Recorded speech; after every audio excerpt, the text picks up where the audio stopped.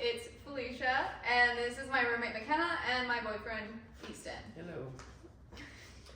So we're doing a Q&A today. I did post a video the other day asking you all for questions, and I also posted on my Instagram and Facebook asking for questions that you all might have. And she has the list of different questions for me. So we went through her DMs, and some of the questions were very similar, so we grouped them all together, and we got a mixture of fun and dance-related questions. So it should be a good time. Okay, so first things first, what is the new puppy's name? Her name is Honey. She's a 3-month-old golden retriever. She's super sweet. She came to some dance events. If you are friends with me on Facebook, there's lots of pictures on there. So yeah. All right. Honey. Honey is her name. She's really cute. She's somewhere around here. Okay, what do you prefer more, or what do you like better, spaghetti or lasagna? Oh, spaghetti, hands down. I don't like lasagna, but I make really good lasagna. So. Crazy. You want to ask a few? Don't like lasagna. I love lasagna. It is good. She said the other day, because we were talking about eating lasagna, and she's like, I'll make it for you. People say I make it good. I don't. I really don't like lasagna. She doesn't like it, though. The amount of food that I cook for other people that I don't like is crazy. That's fair. Yeah. We're about to expose one of your problems. Oh no, what is it? How much Stitch stuff do you own? Well, quite a lot. I'm actually wearing Stitch socks right now. Yeah, but I love Stitch, so I'm really excited for the new live action movie to come out. When is that coming out? I think it's coming out this year or next year. I think it's 2025 though. Exciting. summer. Google will tell us. Google will tell us. But I am a little nervous that Disney will mess it up. Unpopular opinion, Disney has messed up all the their live action movies with I animals. would Any agree. with animals. I would agree. Like the princess ones I'm not mad about. There's a few that I'm not necessarily a fan of. Oh, it comes out in May. We're gonna go watch it and we'll let you know how it is. We'll do movie reviews on this channel next. Who is Noelle? Okay, so I legally changed my name earlier last year, 2024, to Noelle. It's the name that my stepmom gave me when I was born. And Felicia I've kept for dance purposes, so any videos where they're introducing me as Noelle, that is my legal name, but my professional name is Felicia. So any confusion on mine or Kerrigan's channel, still the same person, 2 different names. So what do people call you at dance events, or what do your friends call you? Well, friends, they all call me Noelle, family calls me Noelle, but dance events, I've started getting a mixture of both. It's one of those things I've told people I use Felicia in dance, but now the dance community is changing it for me, which I find really sweet. Yeah. What's your favorite shoes? My favorite shoes? Favorite shoes? Like shoes in general, or? Dance shoes. Dance shoes, okay. Or Well- favorite shoes. Why not both? 2 for 1 special. My favorite dance shoes are actually my dance shoes. They're called the Fez. Hold on, I'll go get them. Keep talking.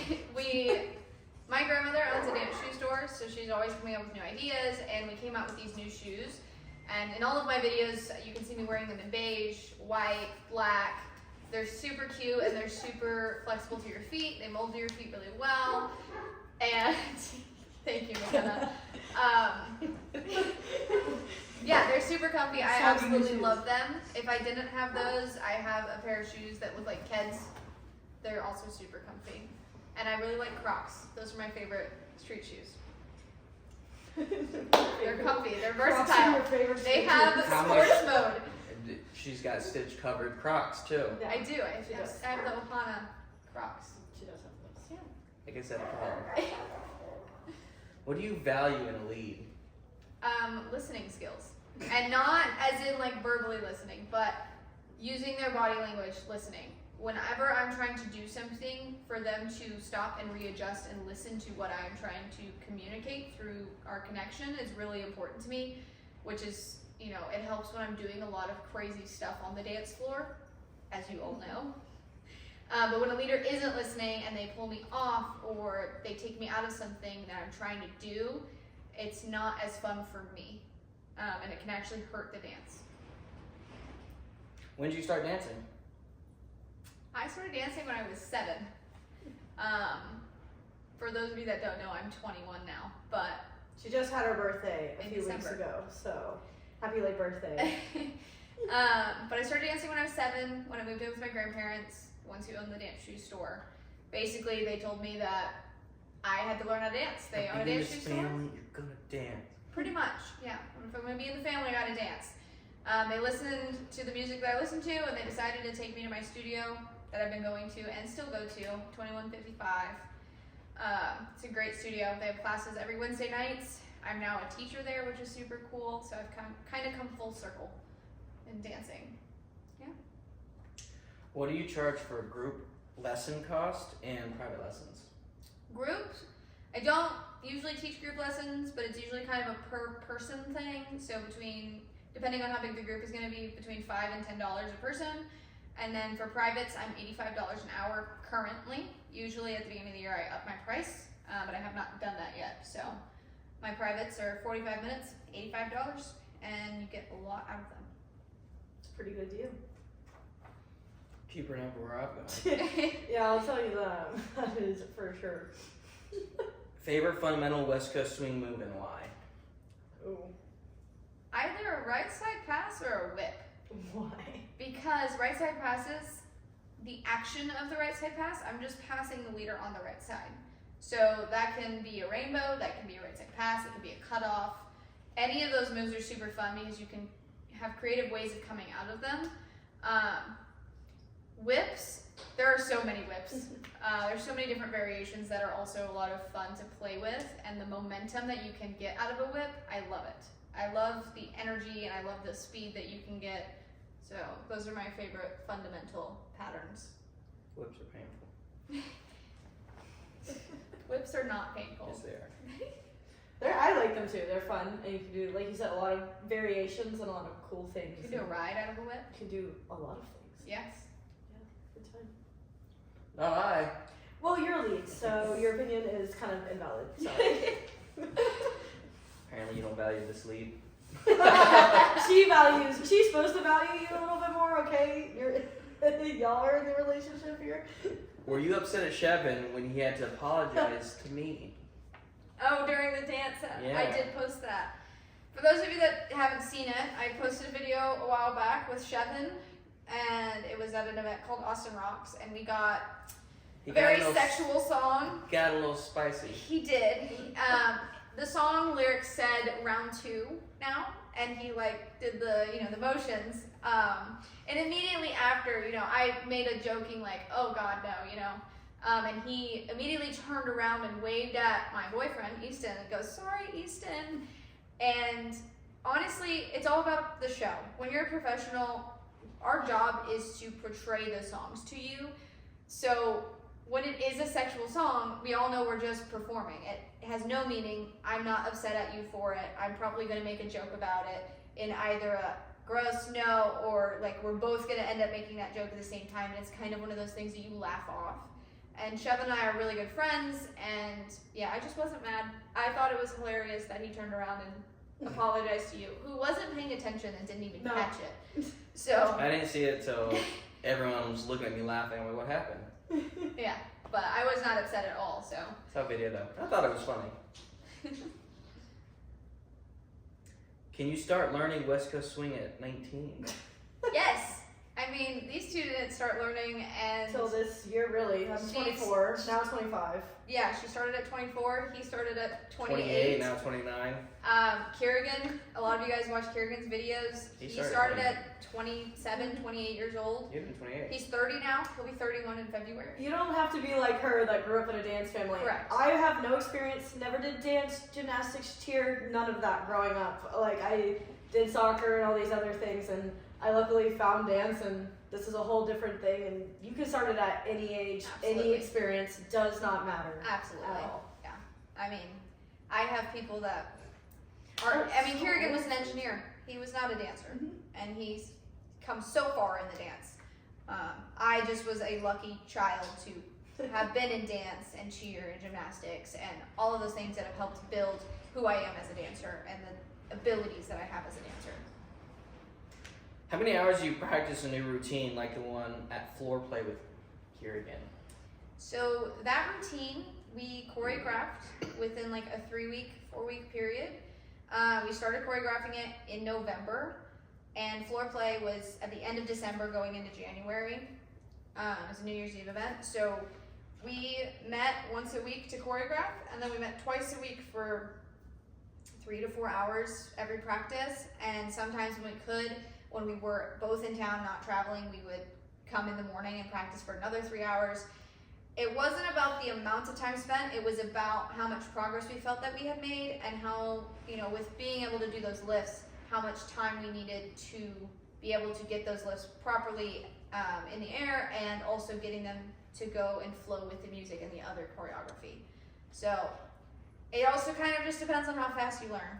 I mean, some people take 4 months to learn a routine, and some people take 3 hours. So it just depends, and choreographing's a whole other beast. It takes a little bit longer because we have so many ideas, and we can't always put all of those ideas into a routine.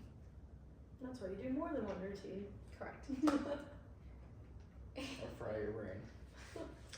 How'd you find Kerrigan? Funny story. So Kerrigan had been coming to my studio, 2155. I had never met him, never seen him, never danced with him, and I was there every week.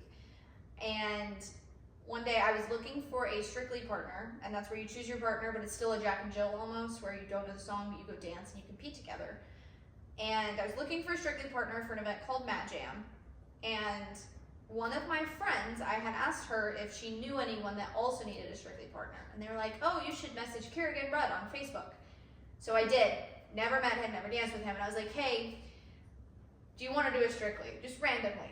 And he was like, yeah, absolutely. So that weekend at Mad Jam, we met up, we did our Strictly, we won, and then we actually drew each other in Jack and Jill, which that video is also posted. It was a super fun dance. We also won that. So after that, I knew I wanted to do a routine that year, so I asked him to be my partner, and the rest is kind of history. Yeah. That's where it all started. That's where it all started. Mad Jam, which is something not 2023. happening this year, It's not. They had a mess up with the hotel. but 2025. 2026. Oh, sorry, this is 2025, yes, 2026. What would you say your biggest hurdle you had overcome in West Coast Swing? My biggest hurdle in West Coast Swing? Not giving up. Actually, my biggest hurdle probably was coming in as a child and coming into my dancing as an adult.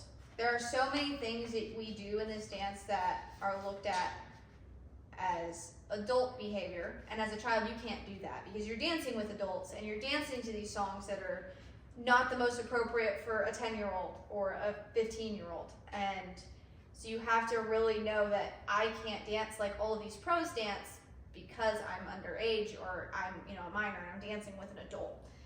And it could be looked at not as in how it is now, where it's a pro show and it's all fun and games. It could be looked at completely different by the audience, by the public eye, by the judges, everyone. So it was trying to keep that, but then coming into an adult, as I was an adult, everybody still saw me as that child. So then it was a year or two before people were like, oh, she is an adult, she can do these things, it's not inappropriate, she's not a kid anymore. And I still have some of those people that are like, you're not 15 anymore? Oh my gosh.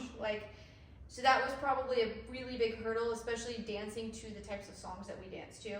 A lot of the songs have different innuendos in them that people like to play with those things to the music, and it makes sense, but when you're a kid, you can't do that. You have to keep it nice and PG. Now it's PG-13. Depending on who you We dance don't, with. no rated R dancing. We don't go rated R. What moment in your dancing did you have that aha moment where it all clicked and it you just started to do progressively better? Mad Jam with Kerrigan. That click moment was actually when I was in Jack and Jill, and I had done routines, and I had done pro-am routines with people and JT, swing teams, and I always knew I could perform a routine, but in Jack and Jill's I sucked. Because it's a scary thing. You don't know what's coming, you don't know what you're doing, you may or may not know the song, and now this is an intermediate competition, which are not usually spotlighted, but this one was. So now it's just me and my partner on the floor, all the pros, and I don't know what's happening, but for some reason my routine brain kicked in and I started performing, and also dancing, even though I didn't know it was happening. So just kind of owning it in that moment was my that it just clicked. So what advice do you have for any new dancers? To not give up on yourself. Competitions, especially if you're gonna compete and you want to get in that side, they're hard. You're gonna see your scores and you're not gonna be happy. It's not gonna be you go compete for the first time and you place, which it could be. It could. And then the next time you go compete in a different state and you don't place, you don't even make the finals. So going and kind of learning what sides of the nation or the world that you're on, different things, they see different things or they like different things. You may not always do well in different areas. So knowing that the reason why you're doing the dance, whether that's for fun, to let your emotions out, if you just want to compete, cool, but honestly, dancing should be for fun. This dance is about having fun. So not forgetting to have fun, especially when you are competing. Don't forget why you started dancing in the first place. If you just want to be a social dancer, just go out there and put yourself out there and have a blast. Nobody cares what you're doing on the social floor. Nobody's really watching you, and if they are, make your mistakes. It happens. The amount of times my head has hit the floor on the social floor, you get up and you either continue or you're like, I really hurt myself, I've got to go. But either way, have fun. It's really important. Is that it? Yeah, that's all the questions. Nice. Yeah, I'd say that's a pretty good. Hope that the I hope Facebook those, and the Instagram, YouTube people are. I hope those questions helped, or those answers helped. Yeah. If you have any more questions, you can comment on this video. Thank you.